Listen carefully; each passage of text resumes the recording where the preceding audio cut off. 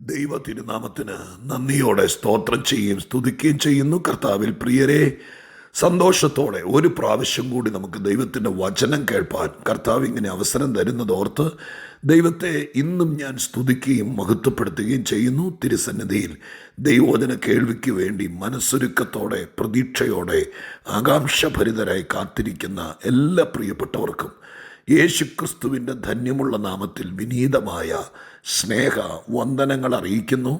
അനുദിന ആത്മീക ജീവിതത്തിന് വചനകേൾവി ഒരനിവാര്യമാണെന്ന് തിരിച്ചറിഞ്ഞിരിക്കുന്ന ദൈവമക്കൾക്കായി ഞാൻ ദൈവത്തെ വാഴ്ത്തുകയാണ്. നിങ്ങളെ കർത്താവ് ഒത്തിരി അനുഗ്രഹിക്കുകയും സഹായിക്കുകയും ചെയ്യട്ടെ എന്ന് ആത്മാർത്ഥമായി പ്രാർത്ഥിച്ചുകൊണ്ട് ദൈവസന്നിധിയിലിരിക്കുമ്പോഴൊക്കെയും ദൈവജനത്തോട് പറയാൻ സ്വർഗീയ ദൂതുകൾ പൊഴിച്ചു തരുന്ന നമ്മുടെ രക്ഷിതാവും കർത്താവുമായിരിക്കുന്ന മഹാദൈവത്തിന് നന്ദി നിറഞ്ഞ ഹൃദയത്തോടെ സ്തോത്രവും സ്തുതിയും മഹത്വവും പുകഴ്ചയും കരയറ്റിക്കൊണ്ട് ഇന്ന് നാം ഒന്നിച്ച് ചിന്തിപ്പാൻ ആഗ്രഹിക്കുന്ന ചെറിയ ഒരു ചിന്ത, വിശുദ്ധ ലൂക്കോസിൻ്റെ സുവിശേഷം 8-ാം അധ്യായം 40-ാം വാക്യത്തിൽ നിന്ന് അതിനോട് ബന്ധപ്പെട്ട് നിങ്ങളുമായി പങ്കുവയ്ക്കാൻ ആഗ്രഹിക്കുന്നു. ലൂക്കോസിൻ്റെ സുവിശേഷം 8-ാം അധ്യായം 40-ാമത്തെ വാക്യം. യേശു മടങ്ങി വന്നപ്പോൾ പുരുഷാരം കർത്താവിനെ സന്തോഷത്തോടെ കൈക്കൊണ്ടു. അവരെല്ലാവരും കർത്താവിനായി കാത്തിരിക്കുക ആയിരുന്നു. നമ്മുടെ കർത്താവ് മടങ്ങി വന്നപ്പോൾ ബഹുപുരുഷാരം നമ്മുടെ കർത്താവിന് വേണ്ടി കാത്തിരിക്കുകയായിരുന്നു. അവർ സന്തോഷത്തോടെ കൈക്കൊണ്ടു. ഇവിടെ യേശു മടങ്ങി വന്നപ്പോൾ എന്നെഴുതിയിരിക്കുന്നത് കർത്താവ് തൻ്റെ ശിഷ്യന്മാരുമായി ഒരു പ്രത്യേക സമയത്ത് തടാകത്തിന്, ഗലീല തടാകത്തിന് അക്കരയ്ക്ക് പോയി എന്ന് എഴുതിയിരിക്കുന്നു. 22-ാമത്തെ വാക്യത്തിലാണ് എഴുതിയിരിക്കുന്നത്. ഒരു ദിവസം യേശു ശിഷ്യന്മാരുമായി പടകിൽ കയറി നാം തടാകത്തിൻ്റെ അക്കരയ്ക്ക് പോക എന്നവരോട് പറഞ്ഞു. അങ്ങനെ യേശുക്രിസ്തു ഗലീല തടാകത്തിൻ്റെ അക്കരയ്ക്ക് പോവുകയാണ്. അക്കരദേശം ഗദരദേശമാണ്. യേശു ഗദരദേശത്തേക്ക് പോയത് എന്തിനാണെന്ന് നമുക്കെല്ലാവർക്കും തന്നെ അറിയാം. അവിടെ 6000 ഭൂതങ്ങളാൽ പിടിക്കപ്പെട്ട് വീട്ടിലുറങ്ങാതെ ശവക്കല്ലറകളിൽ ഉറങ്ങുന്ന ഒരു മനുഷ്യനുണ്ടായിരുന്നു. അവനെ സ്വതന്ത്രനാക്കാനും അവനെ ഭൂതങ്ങളുടെ പിടിയിൽ നിന്ന് വിടിവിക്കാനും കാലേ കൂട്ടിക്കണ്ട കർത്താവ് തൻ്റെ അരിമശിഷ്യന്മാരുമായി പടകെടുത്ത് അക്കരെ പോയി എന്നാണ് ലൂക്കോസ് എഴുതിയിരിക്കുന്നത്.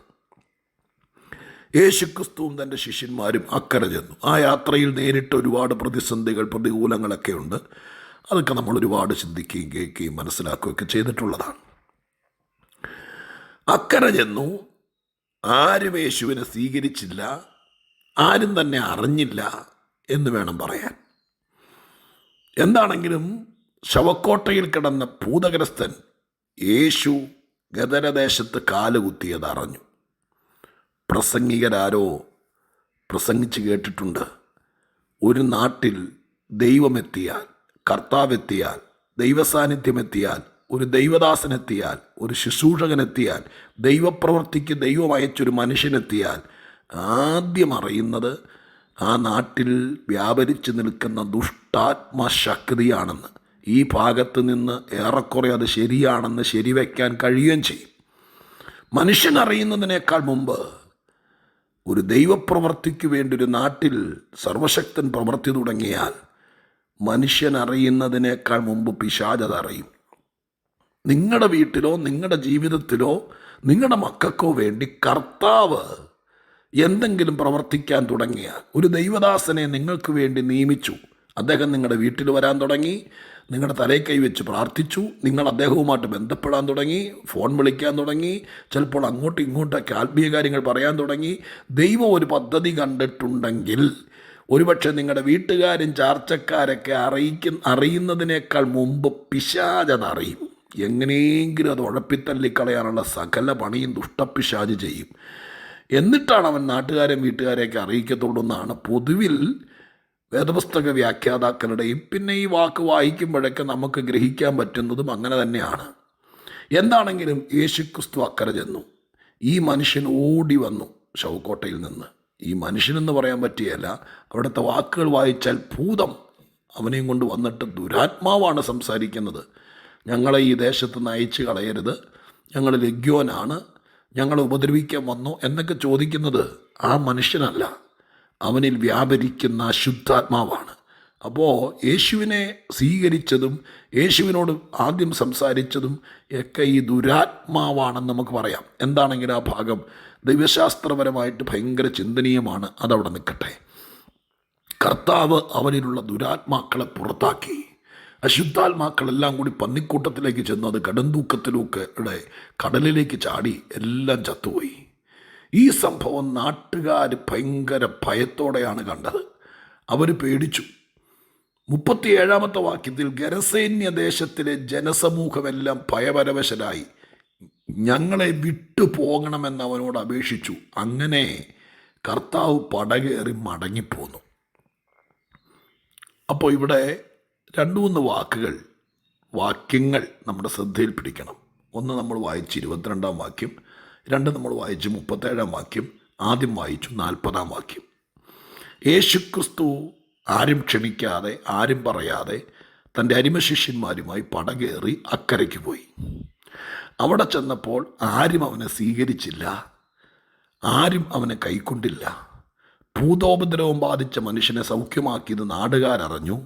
നാട്ടുകാരെല്ലാം കൂടി വന്നിട്ട്, ഈ തടാകത്തിൻ്റെ അക്കരെയുള്ള നാട്ടുകാരെല്ലാം കൂടി വന്നിട്ട് കർത്താവിനോട് പറഞ്ഞു, ഇവിടെ നിൽക്കരുത്, ഞങ്ങളെ വിട്ടുപോകണം, പോ ഇവിടെ നിൽക്കണ്ട, ഇവിടെ നിൽക്കണ്ട, പോ എന്ന് പറഞ്ഞു.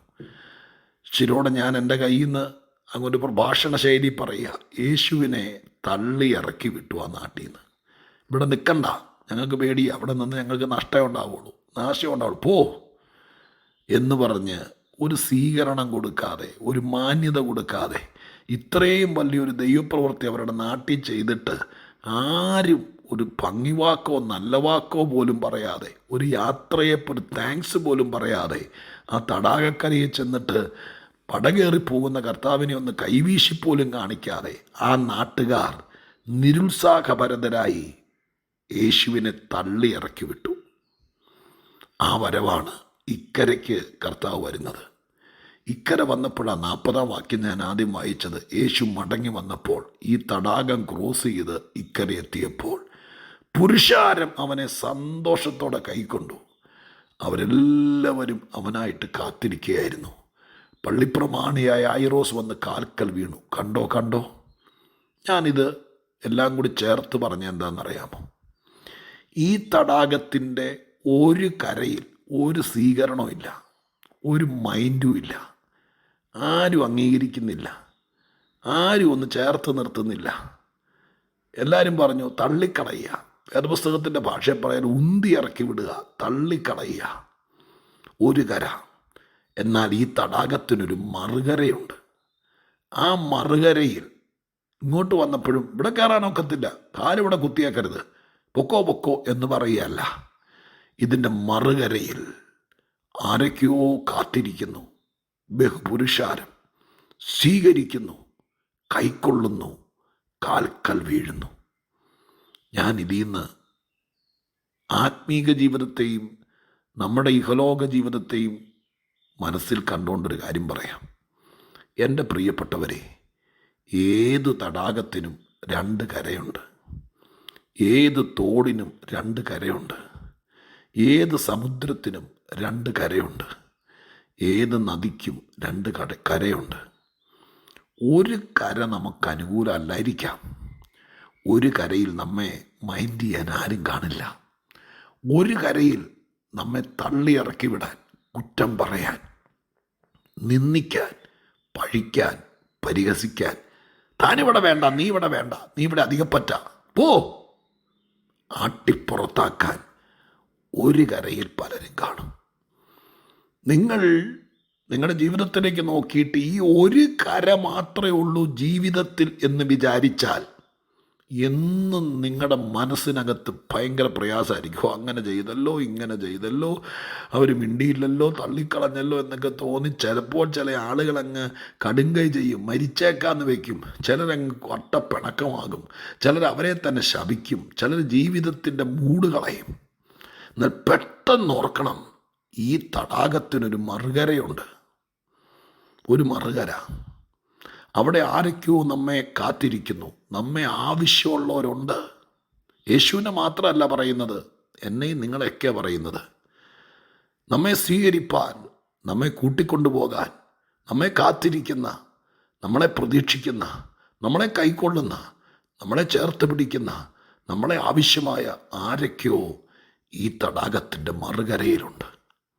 നിങ്ങൾ ഈ ലോകത്തെ, ജീവിതത്തെ, നിങ്ങളുടെ സാഹചര്യങ്ങളെ ഈ തടാകമായി കാണുക. എന്നിട്ട് ഇതിൻ്റെ രണ്ട് കരയും നിങ്ങൾ ശരിക്കും മനസ്സിൽ സെറ്റ് ചെയ്യുക. ഒരു കരയിൽ നിങ്ങൾക്ക് കണ്ണീരും കരച്ചിലും തള്ളപ്പെടലും നിന്നയൊക്കെ ആണെങ്കിൽ ഇതിൻ്റെ മറുകരയെ നിങ്ങൾ സ്വപ്നം കാണുക. അവിടെ ആരൊക്കെയോ ഉണ്ട്, കാത്തിരിക്കുന്നു. നീ പോകരുത്, നീ ഒന്ന് വന്നെങ്കിൽ, നീ ഒന്ന് വിളിച്ചെങ്കിൽ, നിന്നെ ഒന്ന് കണ്ടെങ്കിൽ, നിൻ്റെ കൂടെ ചിലർ നടക്കാൻ പറ്റിയെങ്കിൽ. ഉണ്ട് സഹോദരങ്ങളെ. വീണ്ടും ഞാൻ പറയുന്നു, നിനക്കൊരു കരയല്ല, ഒരു മറുകരയുണ്ട്. ഇവിടെ ആരൊക്കെയോ തള്ളിയാൽ, ഇവിടെ ആരൊക്കെയോ ഉപേക്ഷിച്ചാൽ ഇതിൻ്റെ മറുകര ദൈവം ഒരുക്കി തരും. നമുക്കതിനായി കാത്തിരിക്കാം, പ്രാർത്ഥിക്കാം. ഈ പിക്ചർ മനസ്സിൽ നമുക്ക് സംഗ്രഹിക്കാം, ജീവിതം വിജയിപ്പിക്കാം. തളരാതെ, മോഹഭംഗങ്ങൾ സംഭവിച്ചൊരു മനുഷ്യനെ പോലെ എന്നും മൂഡ് ഓഫ് ആകാതെ, പരാതി പറയാതെ, പിറുപിറുക്കാതെ, മറുകര അത് നമ്മുടെ സ്വപ്നമാക്കാം. പ്രാർത്ഥിക്കട്ടെ. പരിശുദ്ധ ദൈവമേ, ഞങ്ങളുടെ സ്വർഗീയ പിതാവേ, അനുദിന ജീവിതത്തിൽ ഞങ്ങൾക്ക് തരുന്ന ആലോചനകൾ എല്ലാം തന്നെ അങ്ങയുടെ തിരുഹൃദയത്തിൽ നിന്ന് തരുന്നതാണെന്ന് തന്നെ ഞങ്ങൾ അറിയുന്നപ്പ. ഇന്ന് ഇത് അനേകർക്ക് ഫലിക്കട്ടെ. പലരും ധൈര്യപ്പെടട്ടെ, പലരും ചിരിക്കട്ടെ, പലരും സന്തോഷിക്കട്ടെ. ഈ മറുകര കർത്താവ് അനുവദിച്ചാൽ അടുത്തൊരു മാസത്തേക്ക് ഞങ്ങൾ കയറാൻ തുടങ്ങുവാണല്ലോ. അടുത്ത മാസം ഈ തള്ളിക്കളയിലിൻ്റെയും നിന്നയുടെയും ഒറ്റപ്പെടലിൻ്റെയും കരയിൽ നിന്ന് ചിലരെ മറുകരയിലെത്തിക്കണേ. സ്വീകാര്യമുള്ള, കരുതലുള്ള, ജീവിക്കാൻ പറ്റുന്ന, കൈക്കൊള്ളുന്ന, ചേർത്ത് നിർത്തുന്നവരുള്ള മറുകര. അത് ഇത് കേൾക്കുന്നവർക്ക് അനിവാര്യമെങ്കിൽ, അവർ ചോദിക്കുന്നെങ്കിൽ സർവശക്തൻ നടത്തി കൊടുക്കണേ. വഴിയും വാതിലും തുറന്നു കൊടുക്കണേ. യേശുവിൻ്റെ നാമത്തിൽ പ്രാർത്ഥിക്കുന്നു, കേൾക്കണമേ പിതാവേ. ആമേൻ.